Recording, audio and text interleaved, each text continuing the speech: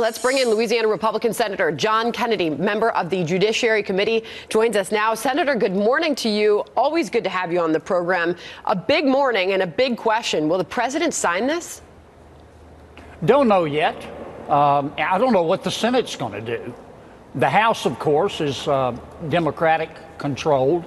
The House will probably do what Speaker Pelosi and Congresswoman Ocasio-Cortez tell them to do. But in the Senate, as I said yesterday, nobody's humming one shining moment. This thing isn't over. I want to know what the president's going to do. I mean, if he's going to veto the bill, what's the point? Number two, I need to see the details. We won't get them until probably about noon. Number three, I'd like to know how we're going to pay for it.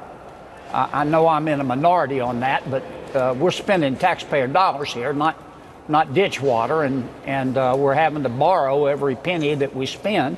Having said all that, Sandra, I thought that the Republican conferees did a pretty decent job under the circumstances. The president, with the other money he already has, is going to get about $2 billion to build a wall, and it is a wall. I don't care what anybody says, it's a wall.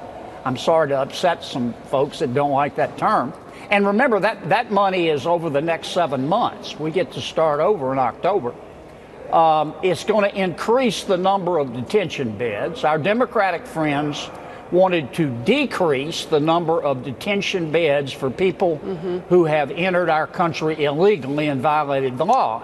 And by decreasing the number of beds, in effect, what they wanted us to do was turn loose people who violated the law. I mean, I just found that breathtaking. But this will increase the number of beds. It would seem the White House, while the president said he wasn't happy, has been able to find some positives in this deal. Here's Sarah Sanders on that this morning.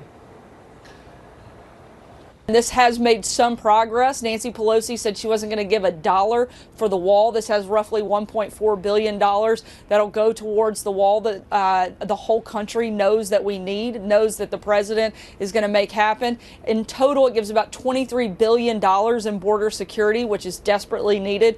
It expands ICE versus abolishes ICE, like we've heard some Democrats talk about in the past. So there are some positives in this bill.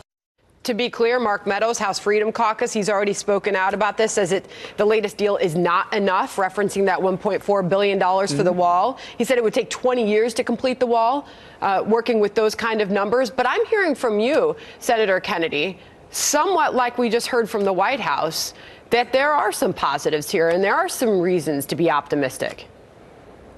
Well, there are some positives in it. I'm still not sure I'm going to vote for it, and I respect Congressman Meadows, but look, it's not $5.7 billion, but it's not the zero that Speaker Pelosi said he was going to get either.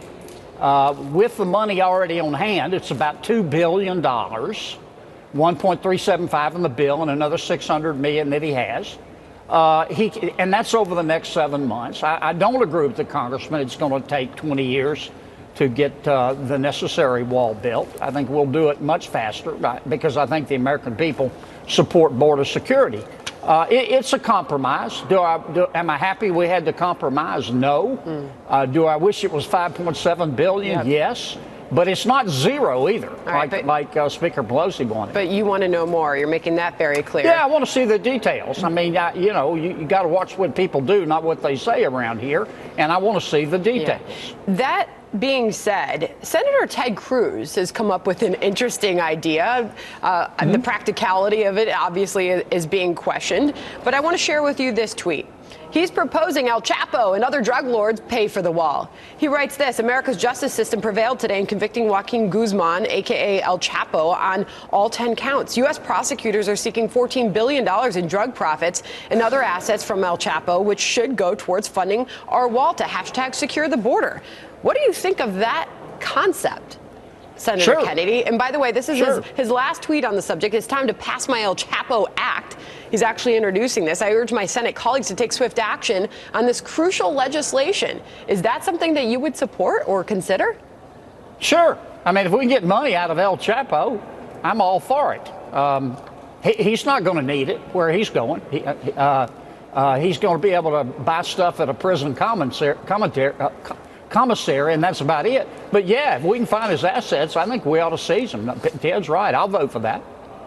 Interesting. $14 billion could go a long way. Well, I think it might. I don't think it's $14 billion cash sitting in his checking account. It may be hard to find the assets, but that's something we ought to do anyway, whether we spend it on the wall or not. But sure. All right. I'd vote for the bill. Senator Kennedy, we love having you on the program. Please come back soon. Good to see you, sir. Thank you. Thanks, Sandra. Thanks.